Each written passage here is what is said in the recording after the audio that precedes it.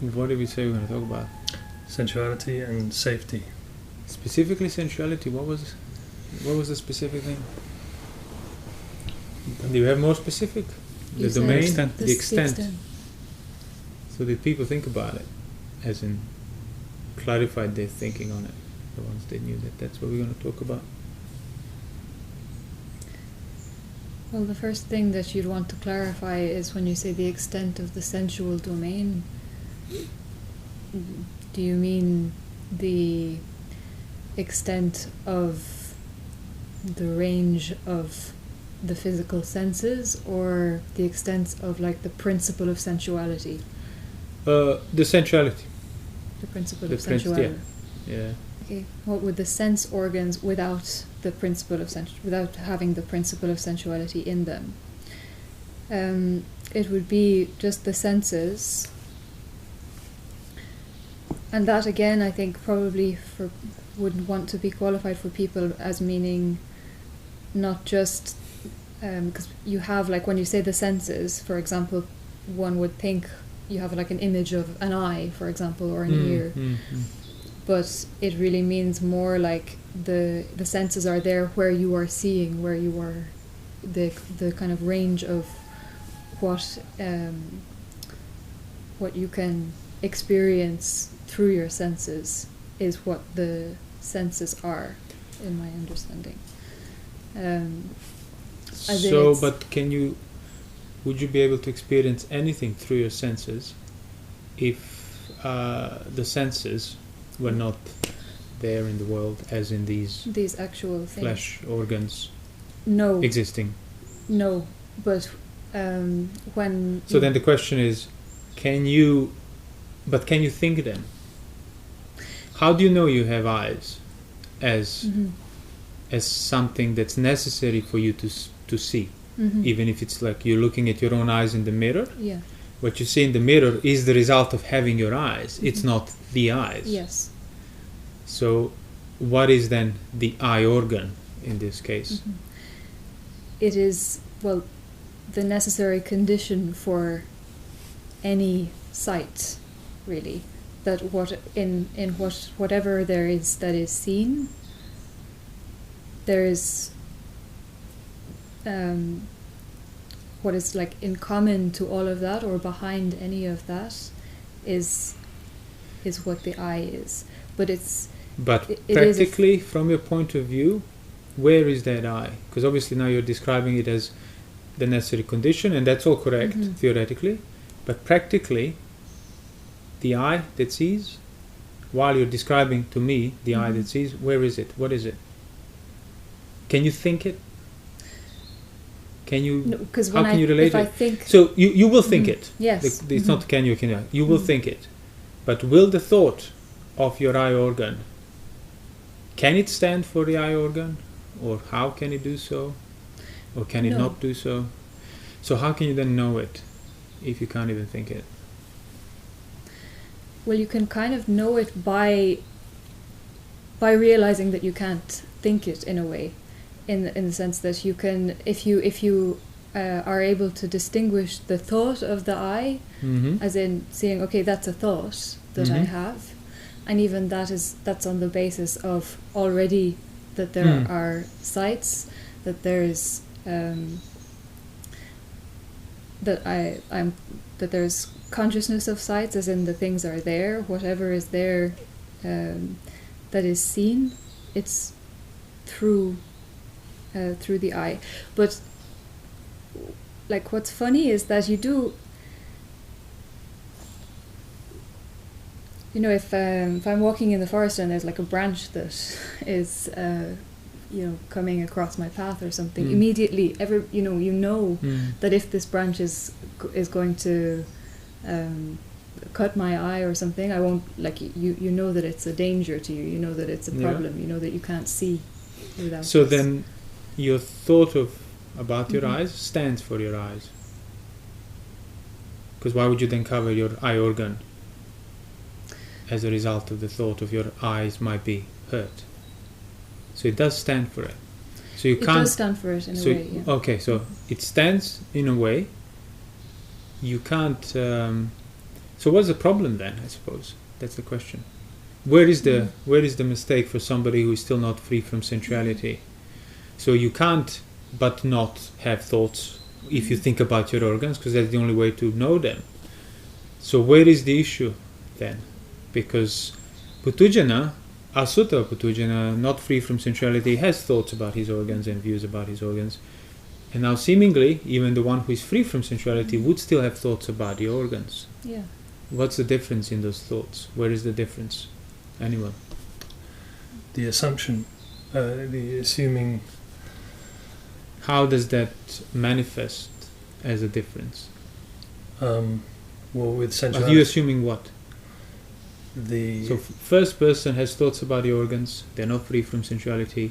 Another person has the thought about their sense organs, they're free from sensuality.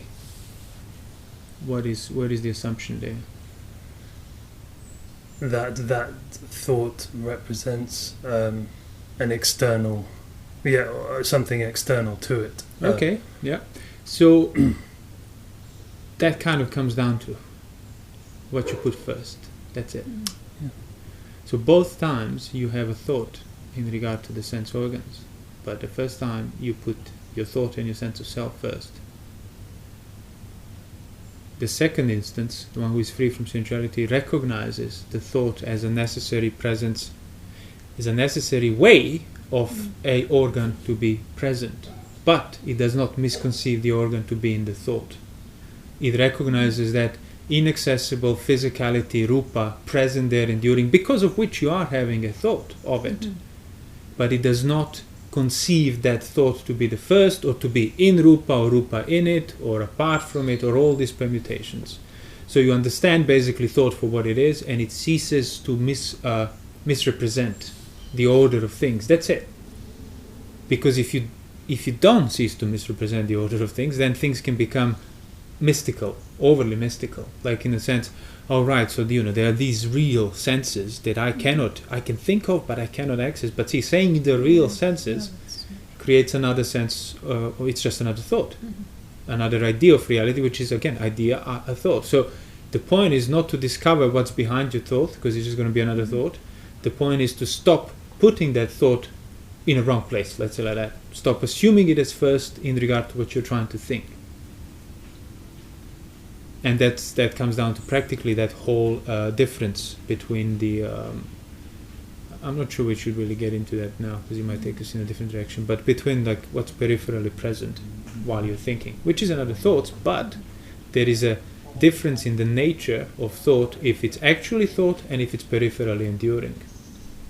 If you assume the external point of view, then yes, you can say, these are all thoughts, but we're not talking about external point of view. We're talking personal, practical point of view, whereby you are thinking something, which means other things that are not directly thought are peripherally present. So seeing the difference between the two is where you would undo this wrong order.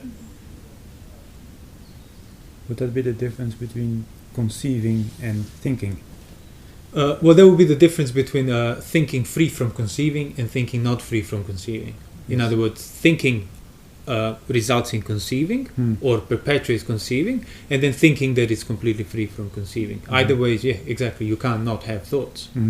And people who believe that you cannot have thoughts and have sort of access to a reality beyond your thoughts are completely unaware of the blatant contradiction that all is another thought. Otherwise, how can you even refer to anything outside of your thought unless you're already thinking it? So the statement becomes contradiction in terms.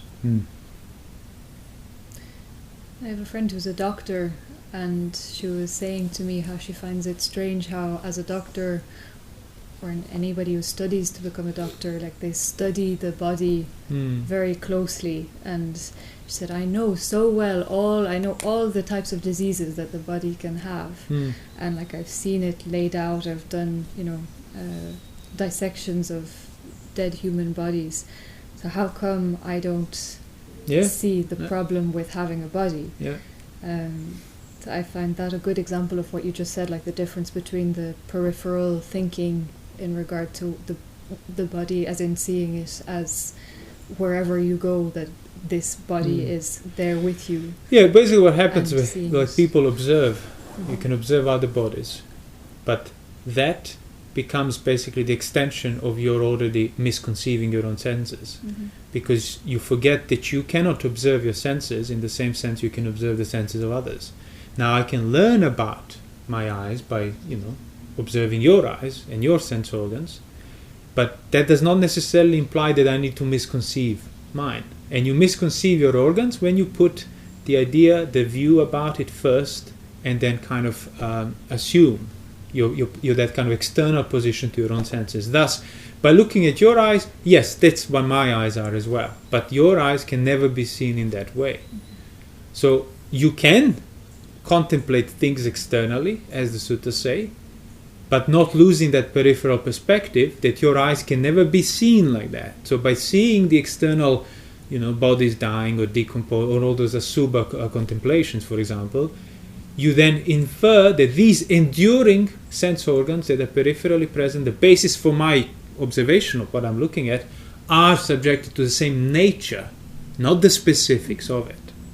And that's how you get to then undermine that misconceiving and ownership and everything else. And that is the extent of sensuality. The extent of sensuality is the perversion of the order. You unpervert the order, there is no more pursuit of pleasures externally, because it becomes inconceivable. But in order to be able to unpervert the order, you have to stop maintaining its perversion through actions of body, speech and mind. Like a person can think all they want, I'm not misconceiving my senses and I'm contemplating salayatana and so on, but if body, speech and mind are not withdrawn from sensuality and pursuit of pleasure on account of sense objects, they are perpetuating the perversion of the order and the misconceiving, because the valuing the pleasures of the sense objects is the result of that perversion. So then you can do all the contemplations you want. If your actions are still perpetuating the problem, you will not uproot it.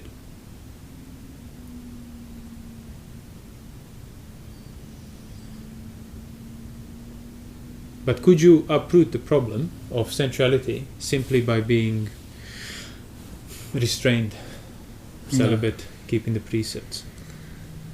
Why not? Because it's, that's a necessary prerequisite, but it's an assumption.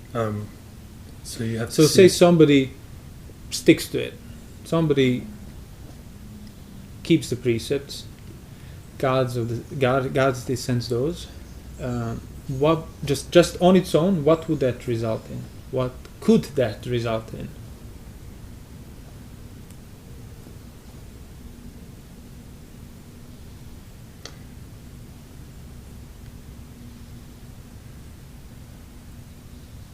The strengthening of the mind, and it's going in the right direction of understanding. So it's making understanding. So it would still make a difference. Yeah, for sure. Yeah. You cannot necessarily. Well, you should not expect just on its own to undo all the work, but it is part of the work. So. Obviously, just to qualify, if you're keeping the precepts and guarding of the sense doors correctly, as in if you take it on as your practice that reveals your intentions for which you feel responsible and weighed under them, not if you take virtue, precepts, rules as a form of, this is a tradition, this is our authority, this is community here does that, so I must do that. That's also an assumption. Exactly, it's like So in that sense, that's just going to probably make you some merit by not engaging with sensuality, but it will not bring you a step closer towards understanding even sensuality, let alone the Attavada and all the other assumptions. It needs to be taken personally without the external recourse of this is the environment that keeps it for me. So you can obviously use the environment that's supportive for the precepts. They will not bombard you with sort of distractions and challenges, but you need to be feeling it on the level of your intentions. And then, even without any further instruction of Dhamma, if you're actually doing it on that level, it is even possible to see the danger in sensuality on your own, simply by abstaining from it, but not in that blind sense, I'm holding these duties religiously because I'm a Buddhist, or because Ajahn said so, or because the community or the tradition or my upbringing. No. Because I value development of mind through kind of discernment and training in regard to my own intentions. Then if you stick to it, the danger will become apparent. That's why an outsider can become free from sensuality. But Yes. not, again, I keep saying that because people often overlook this, and then they think, okay, so I'll just keep the precepts, and it's like, well, yeah, but how do you keep them? That's a very relevant part. That is the Silabhata Paramasa part. That's like the first three fetters. So they need to be kept rightly. They need to be felt rightly. Feel the weight of the responsibility. Yeah. So just to clarify, that was something I was going to ask you about actually, because it seems to me that you can, like you said, see the danger in sensuality just by absolutely really keeping to that guarding of the senses, seeing the senses as things in themselves, or that do not need to be acted upon. So therefore you could see the extent of the freedom that could come from not needing to feed the senses in a way. But that does not necessarily, what is missing from that in terms of the Buddha's teaching,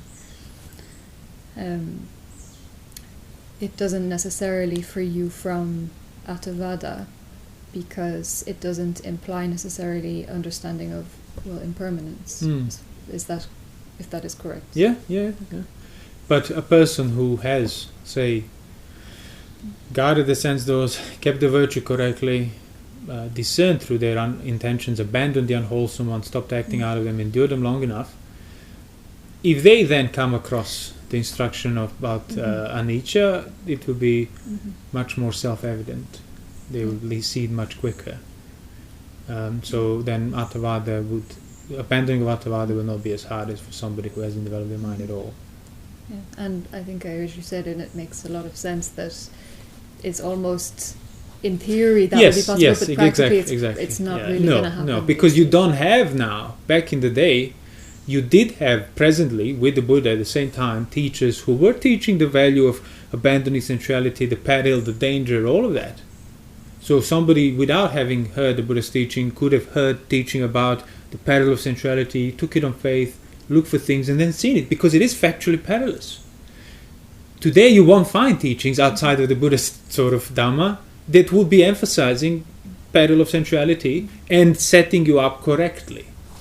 I did see in other sort of practices from India, like Hindu and so on, about, sensuality is very unsatisfactory, with little benefit, but then how you go about it was just like, well, just devote yourself to this deity or that deity, chant this mantra or that mantra. It's like, well, but, anybody can say that. So that's when theoretically, yes, somebody can arrive at it, but practically today, given that any detailed instruction of how to abandon even sensuality comes from the Dhamma, so it will be impossible for you to not know all the other things that the Buddha was teaching.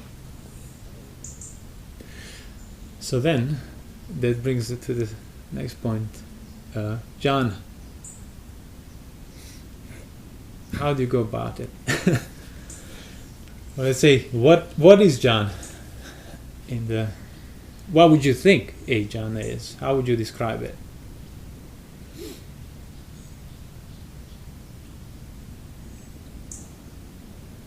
Because it's obviously relevant to the abandoning of sensuality. So how is it relevant?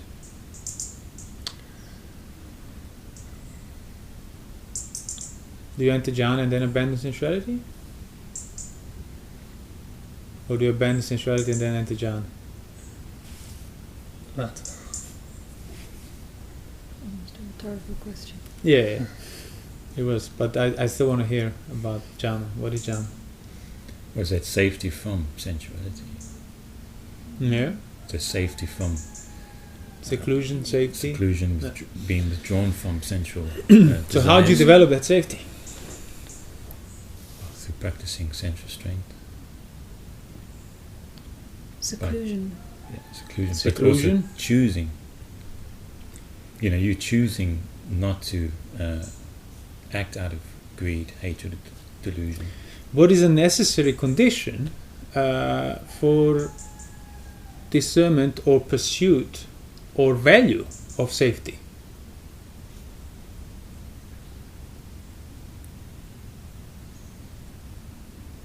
Seeing the danger in unsafety. Exactly.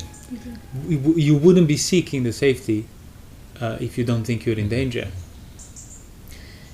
Yeah, I was going to say, because to even like somebody can ask about this, how can I achieve this, or what is that, or why do you do that? But if that person themselves is not, at least is somewhat dissatisfied already with the pleasures of sensuality, or the kind of pleasure that you can get in general in the life, or at least not taking it for granted that life is for enjoying, then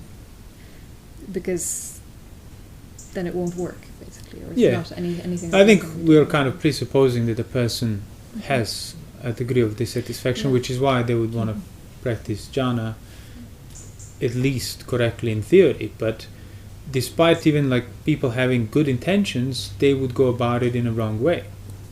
Like they would expect certain practices to lead to jhana, that then in return makes them not want sensuality anymore.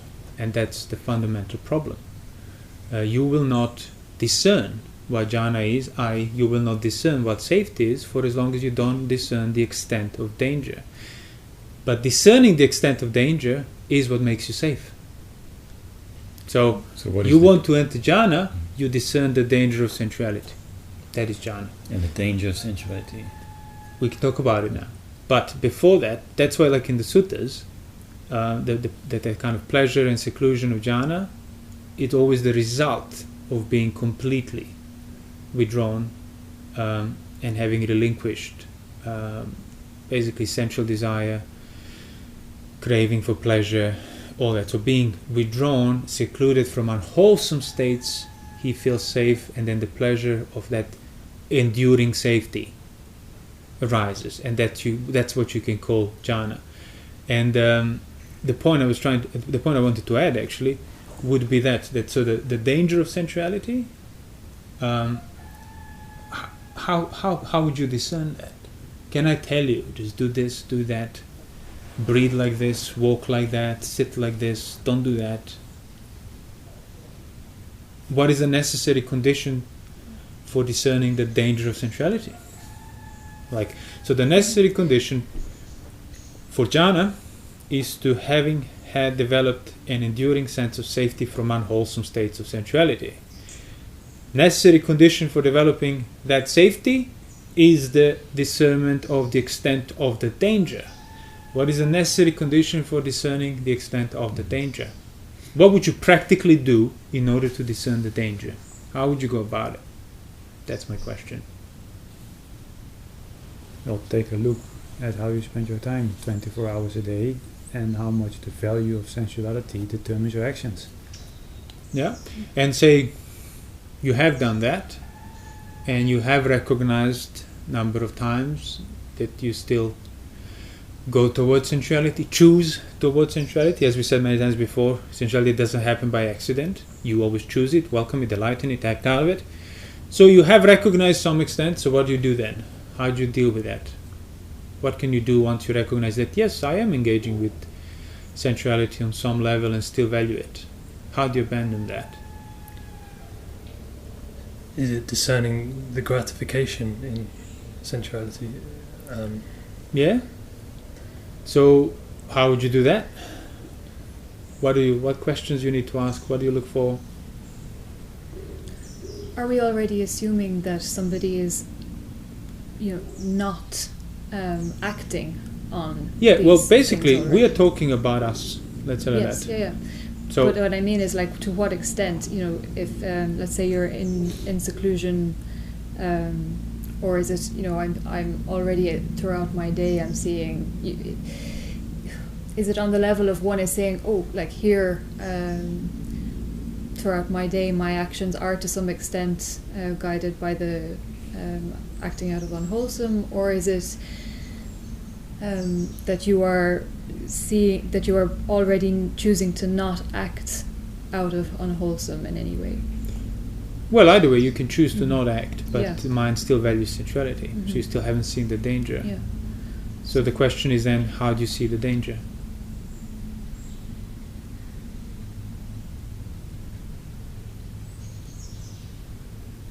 Like, that's the only reason you're still valuing sensuality. You might not act out of it, you might not be choosing it, But if you but you're still not free from it. Why is that? Because the danger hasn't been fully understood. Why is that? So, in other words, can you think that you are completely not choosing it anymore, completely not you acting can't. out anymore, and still not see the danger? No, you can't. Exactly. Exactly. So the point then comes when you think, yes, I'm restrained, I'm not acting, yet I'm not seeing sensuality. Well, that's impossible. Yeah. If the danger sensuality is not seen, means on some level you're still welcoming it, delighting it, perpetuating in it. Yeah. And that's then okay, so that's what you need to look for and see the connection between the two. You try to see what is dangerous. You have to reflect on why is this dangerous. Yeah. Well, basically any That would just add approach, to whether it's through gratification, like why is this pleasure so valuable to me? What is the gratifying aspect of this delight, of this desire? Or yes, on some other occasion, what is the dangerous aspect of engaging with it? Either way, the point is to not engage with it and to learn how to not welcome it, so the danger becomes apparent, because the danger is there. And that's how you get the jhana. Like, you wouldn't be able to do these reflections and pursue this questioning that will bring the discernment of what you're actually doing on the level of your mind in terms of welcoming sensuality or not and so on, unless you have been thoroughly restrained, guarding of the sense doors, and spending your time in seclusion and non-distraction with the external world. But you will certainly not be able to see any of this if you expect these answers to come magically. Or even worse, if you expect that end result of jhana, which is that kind of pleasure of that safety that has been enduring for a while, to come as a result of like physical observations of sensations. Or so the questioning of sensuality, discernment of the domain, the extent, the danger, the gratification, is how you get jhana, is how you withdraw yourself from the unwholesome states. And that's why in the suttas they're like, and many different ways of inquiry, contemplation would be the basis for jhana.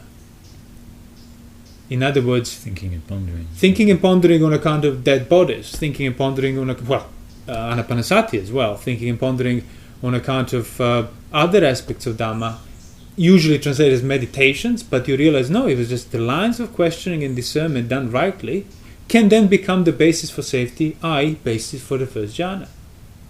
And I think I saw that once in the, who was it, Jnanaponika, I think, did this. It was just a list compilation on the basis of sort of what's mentioned in the suttas, like a very commentarial style.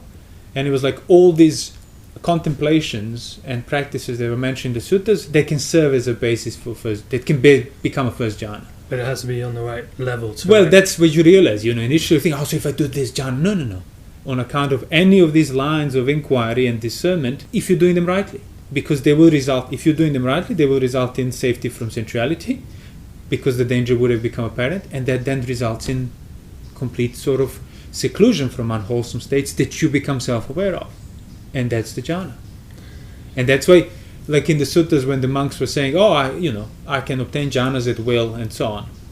It wasn't because they had this tapped into some mystical plane that they have always contact with. No, it's because they recognize that by protecting the lifestyle of seclusion, guarding of the sense doors, virtue, perception of danger, jhana is perpetually accessible.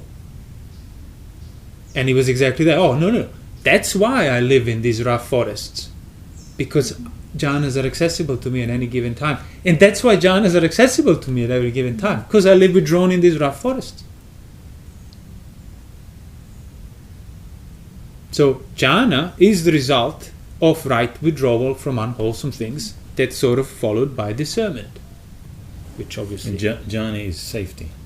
from the unwholesome. That was the definition. So Sure. The safety from the unwholesome is also the knowledge of the danger of Yes, engaging in the as long as, unwholesome. again, knowledge of the danger got to be the real knowledge of the danger in a sense, because inevitably, when somebody practically does begin to contemplate the danger, it will be on the level of theoretical knowledge of the danger with some kind of personal, you could relate to it personally to some extent, but the danger really needs to be felt. The danger of, if I welcome this, engage with this, the possibility of that just direction, going in that direction of welcoming sensuality or sensual pleasure, that's already the peril.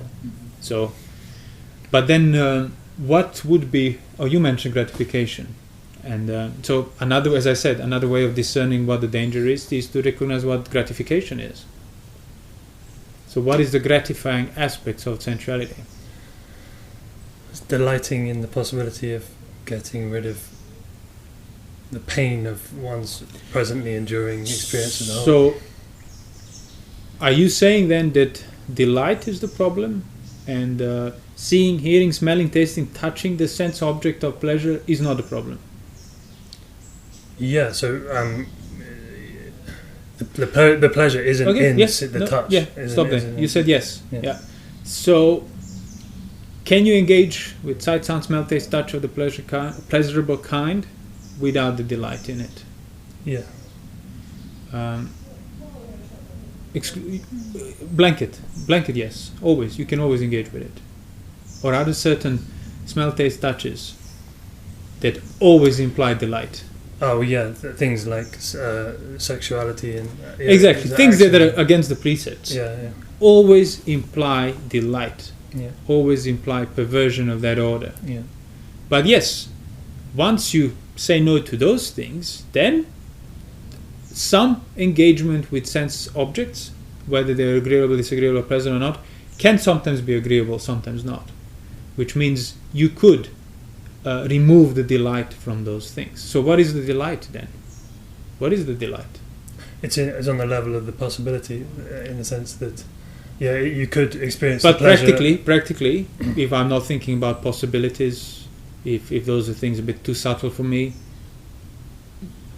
practically, where is this delight that I obviously have because I obviously pursue sensuality? Craving, wanting more. So wanting more pleasure, wanting to get rid of the pain. To get rid of the pain, ultimately. Yeah. So then the wanting of it, again, I might not think in terms of getting rid of the pain. You just feel the pressure, the pull, the intensity of sensual desire. Yeah. And then you give in to it. Where is the delight there? The possibility of getting rid of that pain. No, but where is my delight? See, possibilities arise as part of things. Delight doesn't. If delight were truly the possibility, you wouldn't be able to free yourself from it. So yes, there are possibilities of getting rid of it, but I am the one delighting. There is something you are perpetuating. So how do you not perpetuate your delight in sensuality anymore?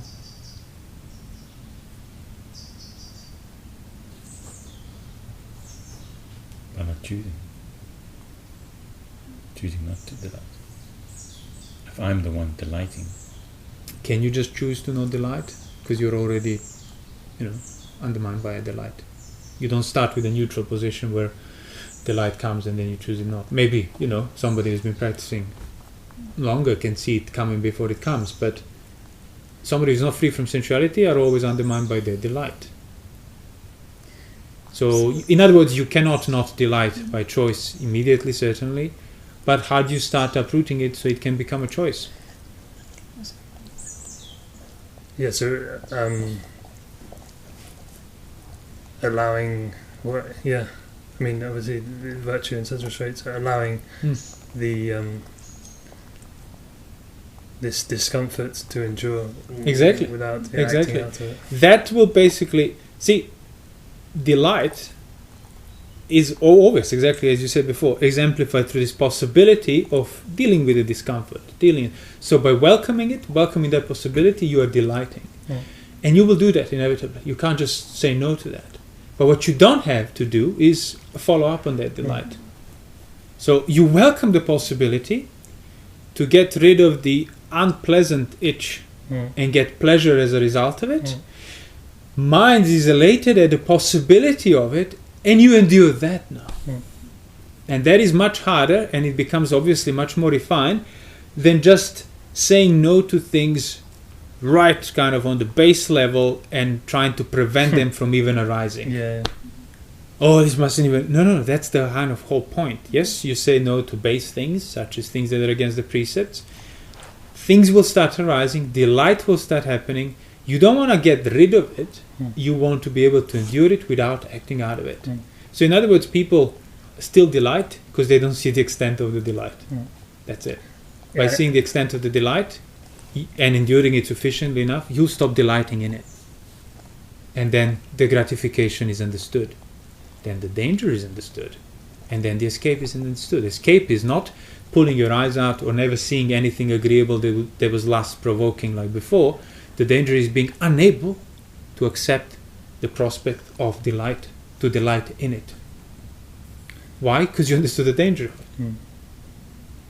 So the danger is of the delight, on the level of mental attitude of delight. That's the peril. That's the biting of the bait that then you're controlled by. Not the actual beautiful things in the world that are agreeable and people lust for. But yes, in order to get there, first you need to say no to those things, to engage with those things, but then you need to take it on that internal level. And it's much sharper there than if our practice is to just sort of adhere and protect and control the circumstances so that nothing even arises, nothing even crosses my field of vision. It's like, yeah, you don't seek it out, but inevitably things will provoke lust and delight in your mind. So what do you do then? Do you try to negate it, deny it, cover it up, get rid of it, or actually learn how to endure it to its full extent without acting out? And that's why people are afraid to endure it, because they're doubtful whether they'll act out or not. And you don't want to endure it because you might act out, and then weight is even more.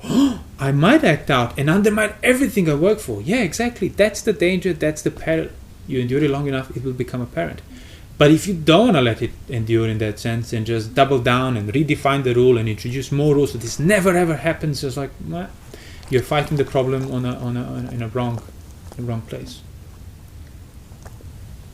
You're not seeing that it's arisen by itself, so you're not able to see the extent because you're trying to put yourself... Well, yeah, you're not able to see the extent because you're unable to endure its extent.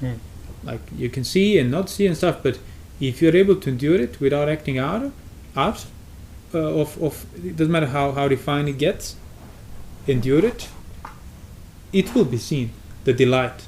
Like, you're already delighting, as I said. Yeah. It's already welcomed. Okay, I already welcomed this. How do you stop it?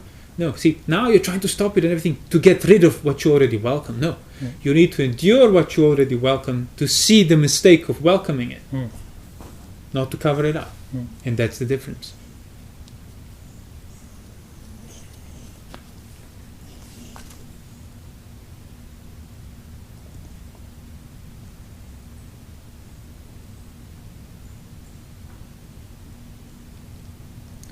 So you mentioned these contemplations, for example, like Asubha, and yeah, like one interpretation of Asubha is, yeah, the ugly. Yeah, you contemplate the ugly like as a means of replacing sensuality.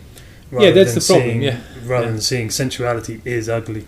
Exactly. And that's where you're trying to paste over the view, the idea of ugly, to kind of push away the unpleasantness of having to endure the delighted sensuality. Instead, the true Asubha practice is on the level of, if you have endured it already sufficiently enough, you get to see the ugly in it, and then the endurance becomes pleasant. Becomes equated with freedom, renunciation. But if you're doing it in response to not wanting to endure it because it's unpleasant, then it's just a cover up. Then it's not done rightly. Then the wrong order still remains unchanged. So all of these contemplations, they require this. Yeah, is enjoying at the as right I say level. often, that kind of right endurance is the basis for any Dhamma approach to apply.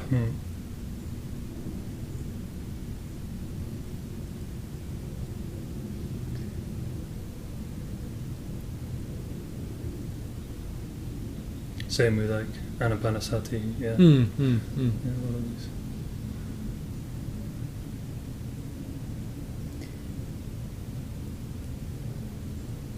That delight in the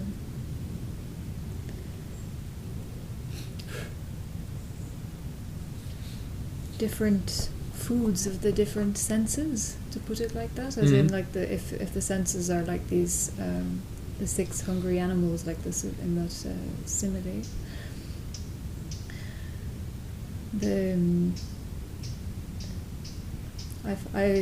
I find that a good image because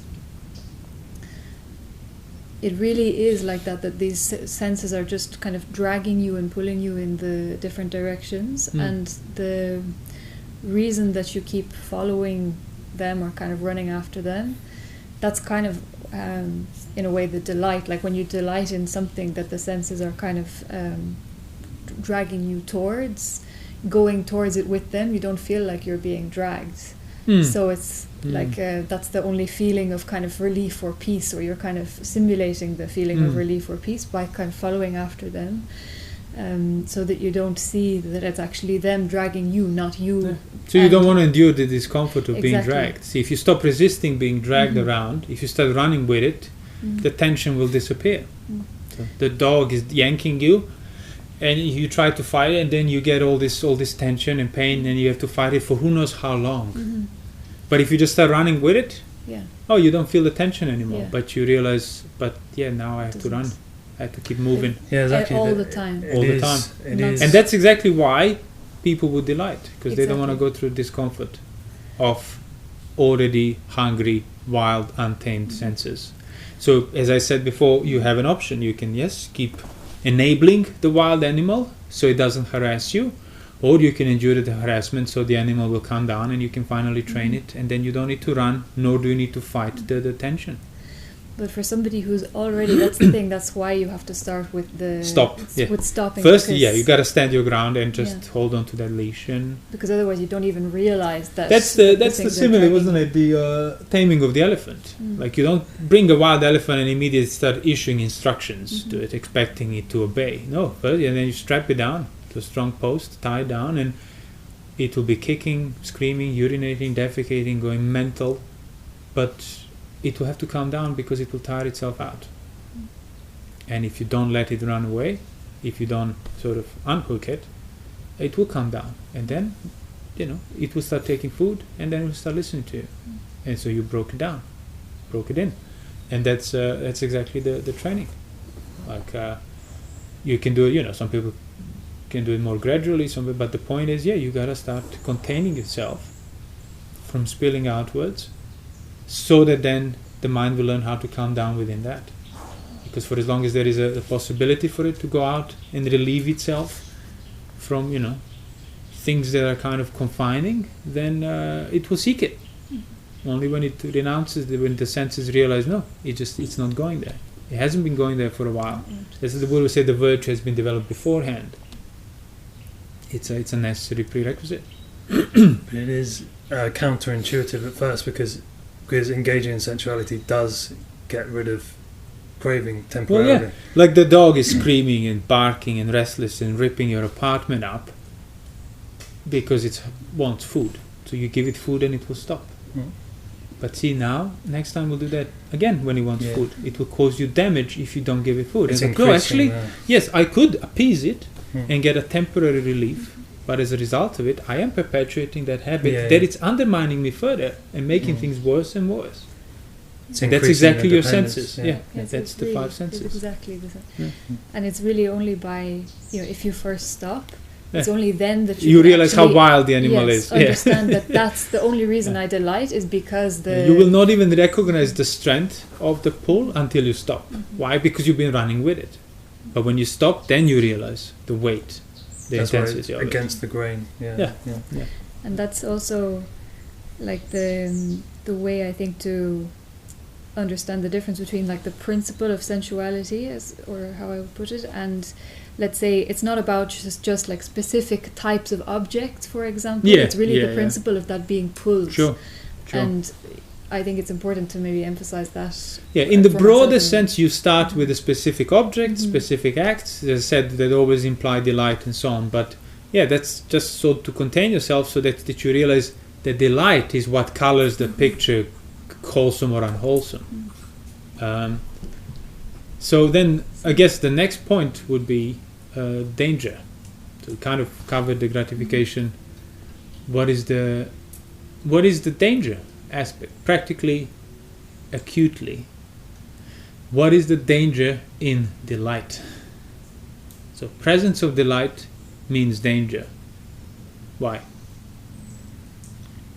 Anicca, or impermanence. You're inserting yourself. But, things remain impermanent either way. So why is it dangerous for me, that impermanence? Because you're perpetuating this assumption of being able to control your feelings, which is a false assumption, and so you're making yourself liable to the impermanence of feelings. How? That's the point. How am I making myself liable? Where is that liability that I'm responsible for, so that this delight is dangerous, making me susceptible to danger? In that assumption? Of which one? Of sensuality. But no, the assumption of sensuality is because of the delight. Because when you delight, as in you follow after one of these wild animals, you kind of make yourself part. You become the sense in a way. You assume the sense. You take on the ownership whether you want it or not. So you are taking on that ownership. Therefore, it's you. So would you be taking the ownership, even if you don't follow that animal? But the delight is there. You already delighted, but you're not following. You are restrained. Would that be implying the ownership? So you don't go all the way of following, become dependent on pleasure, but the delight is there. So if the delight is there, is the ownership there? Or it takes time for the ownership to develop?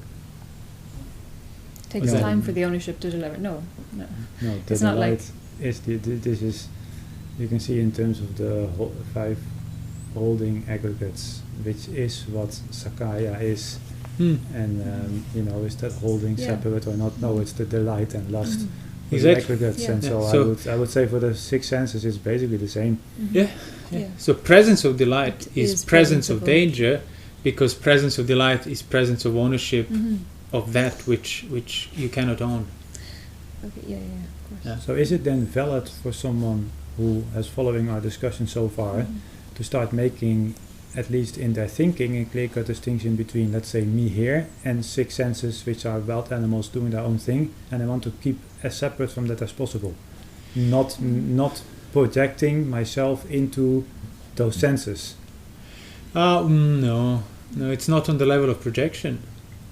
Basically, first, what person would need to do is recognize that if they think about the senses separate from them, the 6 animals, or them separate from the senses, that's already the result of the 6 animals. So first they need to find the practical examples of the 6 animals pulling them, they're delighting in the aspect of relief, and then discern themselves on that level.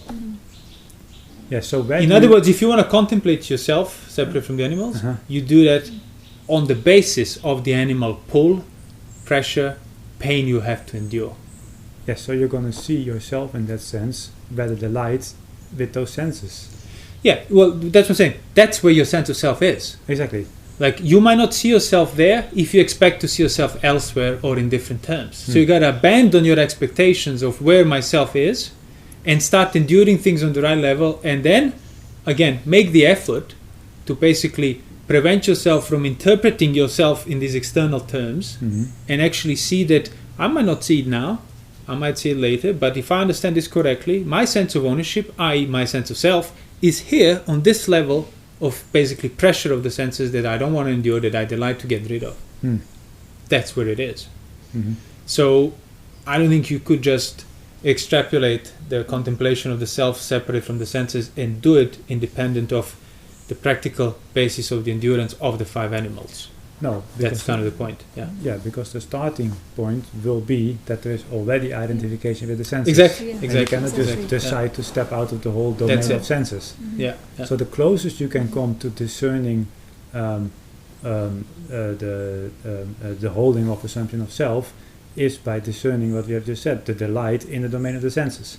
Yeah, so then practically the closest you could come to discerning the not self is to enduring the pull of the animals without covering it up, without giving in, without justifying it, trying to get rid of it, without managing it, psychologizing it.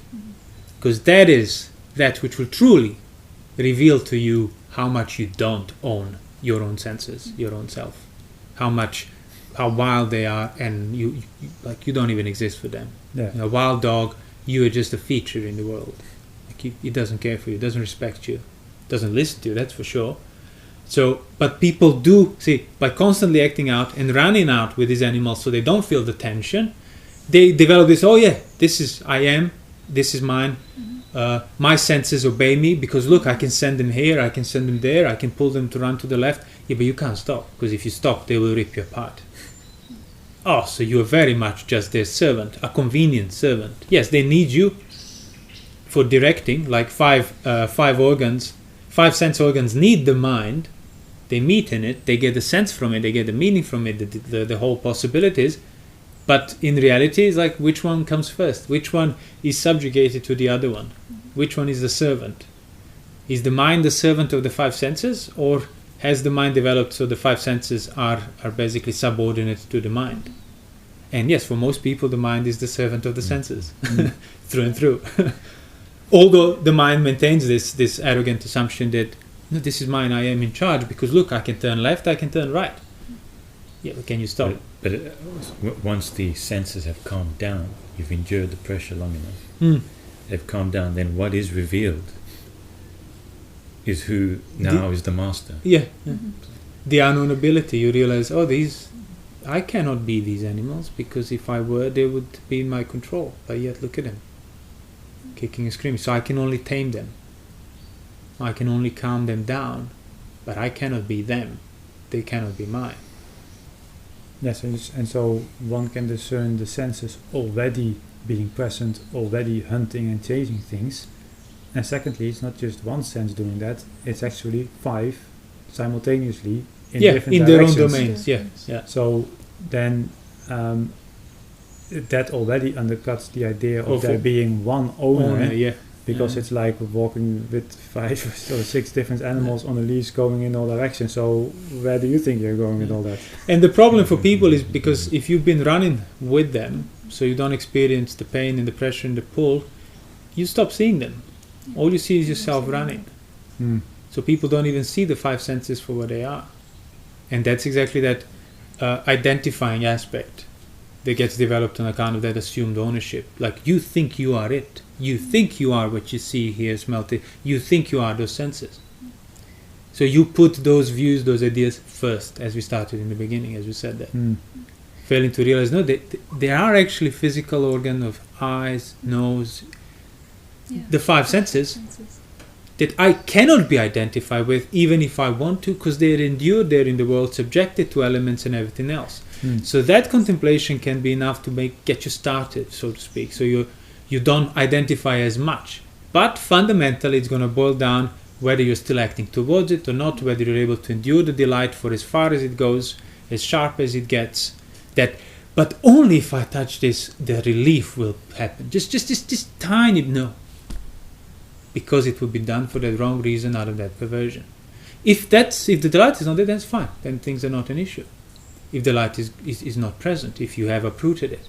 But until that happens, you have to recognize that the danger is not in everything else that would follow on a kind of engagement. Yes, it is, but the more acute danger of sensuality is on the level of presence of delight. Means ownership is already there. Means wild animals are in charge, at least to that extent. And if you were to recognize truly that even like a second of that perversion of the order implies the danger of the entire domain, you makes wouldn't, everything else possible. yeah, you realize, oh no, this is, it doesn't matter, oh well, it's not as much as before, yeah, that's good, but just a grain of it is equally bad. A grain of delight. And this is why a noble disciple can make progress in Dhamma by developing the perception of non-delight in the entire world. In the entire world, yeah. And the Buddha said similar in regard to being, isn't it? Like even the small traces of it, it's like the excrement. Yeah. Whether it's a bucket of it or a tiny, it smells the same. It's horrible.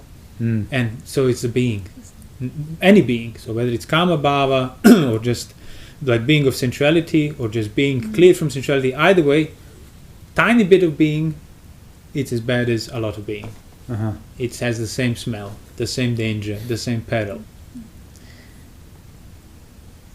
Like you said, that I find that important too, not to forget that the senses are these physical things in the world that are just made of matter, subjected to elements. And that's exactly, because we mentioned peripheral in the beginning. Yeah, see, you find very important to not forget that, and you realize, okay, so it's a type of reminding yourself through certain contexts and contemplations, and that's how you practice that peripheral awareness. See, because you cannot directly perceive those senses, but by reminding of the right order, as in they do have to be in the world, they're independent or not identified with. Like in order I can identify with the senses and forget about them is because they're already there. So if you never forget that, that's how you practice the peripheral awareness that we spoke about in our previous videos. Not by some method of, looking peripherally. No, reminding yourself of the context that's based on the right order, and that is why it's helpful. Oh, okay, so just keep that, and you can never spill out of it. You can forget, you can get distracted within it until you work on that aspect of things, but fundamentally, that will be your kind of outer wall. These senses I cannot go outside of. I cannot spill outside. I am within them. I am contained in them. They are my ways of accessing the world. Yeah, and so therefore that even makes the danger of ownership of them even worse in a way, because not only are you this constant slave of them, but they're bound for destruction, and you're going that way if you don't abandon them. And that becomes your destruction. Yeah, exactly. Yeah. The dogs are running down the cliff. So unless you learn how to completely detach yourself from the 5 strands of sensual pleasures, you will be flying down that cliff as well.